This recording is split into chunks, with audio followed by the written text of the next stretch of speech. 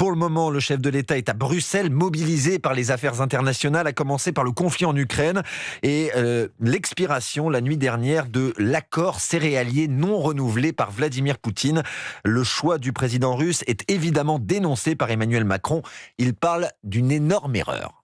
Nous avons tous aussi condamné très fermement la position de la Russie qui a décidé de mettre fin à l'accord sur les céréales en mer Noire, parce que ça c'est très clairement, je dirais que le roi est nu, pour ne pas dire le tsar.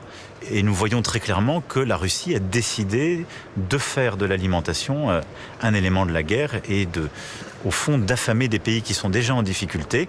Je rappelle que les routes terrestres que nous, Européens, avons su sécurisées depuis le début de la crise sont importantes et nous allons continuer notre effort. Le président Macron à Bruxelles et aujourd'hui la Russie met en garde l'Ukraine contre toute velléité de poursuivre les exportations de céréales en mer Noire.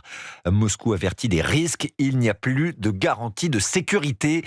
Le président Macron est donc attendu en France ce soir. Il doit aussi, comme il s'y était engagé, faire le bilan des 100 jours d'ici la fin de semaine.